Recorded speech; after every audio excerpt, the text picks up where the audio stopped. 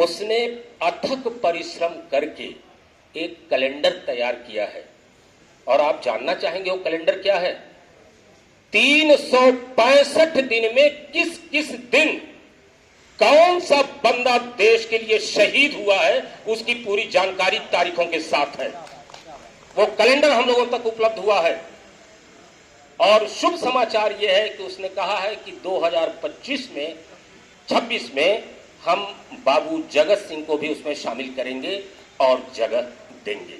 वाराणसी में स्वतंत्रता संग्राम सेनानी बाबू जगत सिंह प्रकरण के मामले में आज एक प्रेस वार्ता का आयोजन किया गया। बता दें आपको कि स्वतंत्रता संग्राम सेनानी बाबू जगत सिंह सोच समिति के अथक परिश्रम और देश के विभिन्न प्रदेशों से शैक्षणिक जगत के सम्मानित विभूतियों के द्वारा लिखे गए पत्र के परिणाम स्वरूप भारतीय पुरातत्व सर्वेक्षण विभाग नई दिल्ली ने सारनाथ स्थित धर्मराजिका स्तूप शिलापट्ट से ब्रिटिश हुकूमत के द्वारा उल्लिखित बाबू जगत सिंह से संदर्भित गलत तथ्यों को संशोधित किया गया है और नया शिलापट्ट लगाया गया है और इस चीज को लेकर के आज एक प्रेस वार्ता का आयोजन किया गया। ये शिलापट्ट बाबू जगत सिंह का ही नहीं वरन स्वतंत्रता संग्राम में शामिल सभी शहीदों का सम्मान है, ऐसा यहाँ उपस्थित लोगों ने कहा है।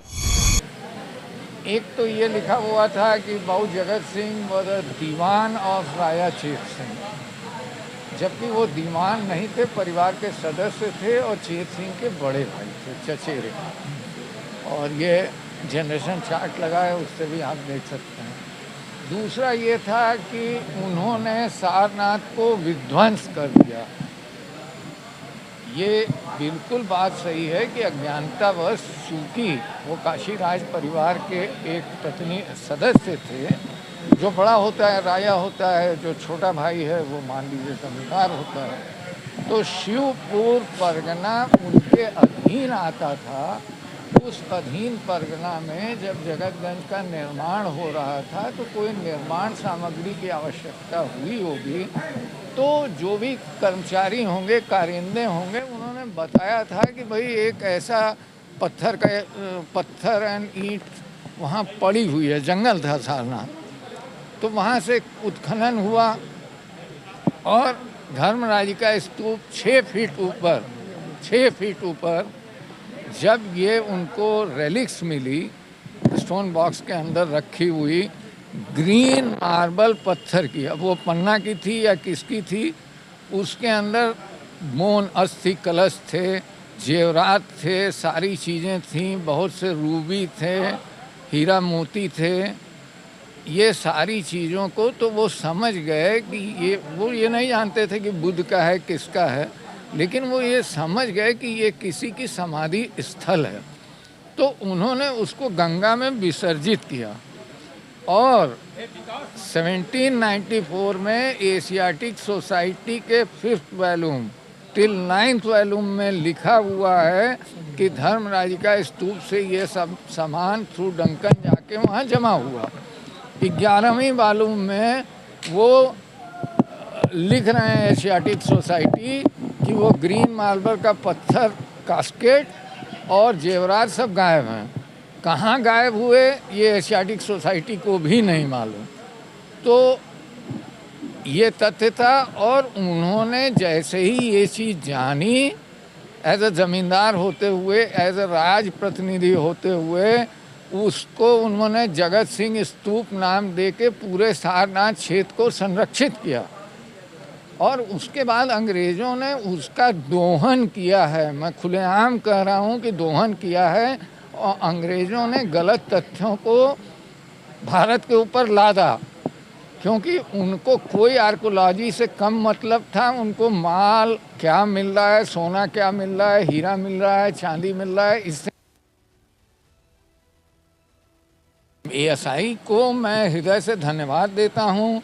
मैं केंद्र सरकार, आदरणीय प्रधानमंत्री जी, प्रदेश सरकार, सारे शिक्षाविदों को हृदय से आभार व्यक्त करता हूँ कि उनकी वजह से आज ये अंग्रेज़ों की लिखी हुई गलत बातों को प्रामाणिक तथ्यों से प्रमाण के आलोक में करेक्ट किया गया और आगे अभी कुछ और बोर्ड हैं वो भी करेक्ट होंगे।